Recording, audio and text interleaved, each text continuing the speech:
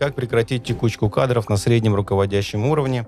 Ответить на этот вопрос одним предложением довольно сложно, потому что у текучки кадров на среднем руководящем уровне могут быть несколько причин. Но в целом я начну с самой главной причины. Самая большая причина происходящего – это некомпетентность высших руководителей. Руководитель любого уровня, то есть неважно, это руководитель высшего уровня, среднего уровня, не имеет значения. Руководитель любого уровня отвечает за свою команду. Он отвечает за тех людей, которые находятся у него в подчинении. Руководитель любого уровня принимает участие в процессе найма. Он был за вас с самого начала. Что?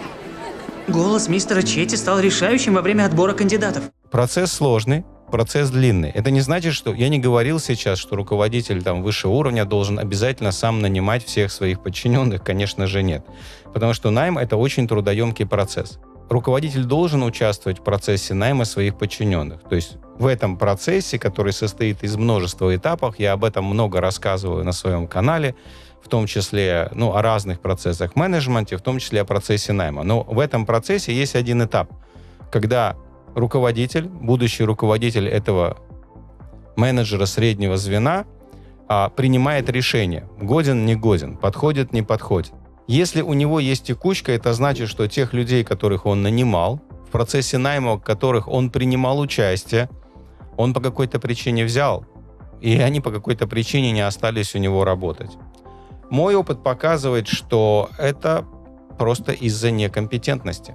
Это значит, что руководитель высшего уровня просто не знает, как делать свою работу, не владеет инструментами руководителя. Возможно, он прекрасный человек, возможно, он великолепный специалист, возможно, он мастер своего дела, и, скорее всего, он любит свою компанию, и он на цели, и с этим все в порядке, но он что-то не знает о том, как делать свою работу, поэтому такому руководителю я очень рекомендовал пройти хорошее, годное, практичное обучение, например, нашу программу MBA.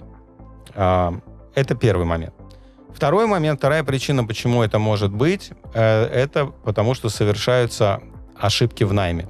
Просто не тех людей нанимаем, они явно не тянут, и они уходят.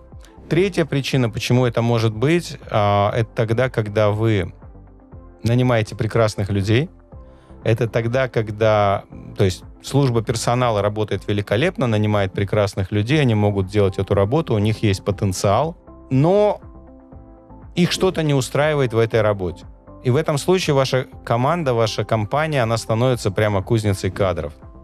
То есть она берет людей с небольшим опытом, их прокачивает, они получают опыт работы в индустрии и так далее, и потом они уходят в другие компании с повышением. Поэтому еще один важный момент – это нужно постоянно мониторить, естественно, чтобы зарплаты в компании оставались рыночными, иначе мы будем терять персонал, и это касается не только руководителей среднего уровня. Самый простой способ ответить на этот вопрос – почему уходят наши сотрудники или руководители среднего уровня, это проводить с ними интервью.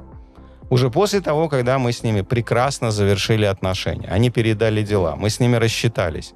У нас должен быть человек, который проведет с этим человеком интервью и выяснит, что он думает, почему он ушел, какие у него глубинные мотивы, что его не устраивало. Это мега важно. Но это, понимаете, к сотрудникам нужно относиться лучше, чем к клиентам. Но мы же, когда занимаемся маркетингом, мы же проводим интервью с клиентами, чтобы выяснить, что им нужно, что их беспокоит, какие у них страхи есть, какие ожидания, какие сомнения, для того, чтобы разработать маркетинговые программы, рекламу, сделать скрипты для продаж. Мы все это делаем. Мы же общаемся с нашими клиентами, когда они в конце концов получили продукт или услугу, чтобы выяснить, как это было, довольны они или нет. Для чего? Потому что это самый дешевый способ, быстрый способ докрутить в компании то, что не так. Сделать ее продукт, сервис, сделать просто выдающимся. Сделать так, чтобы клиенты любили и приходили снова.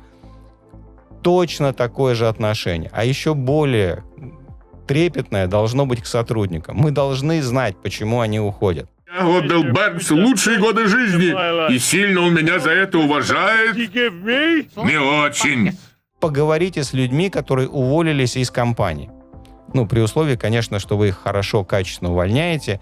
Это, кстати, тоже очень важная часть. Понимаете, люди всегда увольняются. И очень важно делать так, чтобы когда люди уходят из нашей компании, у них оставалось хорошее мнение, у них оставалось позитивное отношение, чтобы с ними можно было поговорить. Иногда руководители высшего уровня действительно наплевательски относятся к сотрудникам, и к сотрудникам среднего, к руководителям среднего звена относятся наплевательски.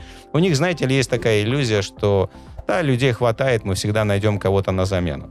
Давайте посмотрим с точки зрения денег. Понимаете, есть множество исследований, которые говорят о том, во что компании в среднем обходится замена одного хорошего сотрудника. Это от полугодовой до годовой заработной платы. То есть, если он у вас получает $1000 в месяц, или 2, или 3 тысячи долларов в месяц, вот, соответственно, $3000 в месяц, минимум $18 тысяч вы потеряете на том, что от вас уйдет один сотрудник, и вы наймете другого. Минимум. Я сейчас называю какие-то для не очень богатых стран, я называю цифры. Понятно, что в Соединенных Штатах это в несколько раз больше. Это сотня и тысяч долларов и больше. И когда ты держишь в уме эту цифру, ты понимаешь, что это дорого. Это важно. То есть, если у вас нет просто какого-то гуманного отношения к людям, попробуйте просто хотя бы в голове держать эту цифру, и это поможет вам понять, что эта штука важная, и что очень важно, чтобы у нас были хорошие отношения, очень важно понимать, что в голове у людей, очень важно понимать, почему они уходят, потому что это много-много-много денег, и это возможность роста вашей компании. Я постоянно вижу десятки, сотни проектов компаний, которые не могут расти просто из-за нехватки персонала. Просто из-за того, что они не могут удержать хороших сотрудников, не могут нанять хороших сотрудников. Потрясающая бизнес-идея, хорошая бизнес-модель. Все могло бы летать, но нет. Понимаете? Бац.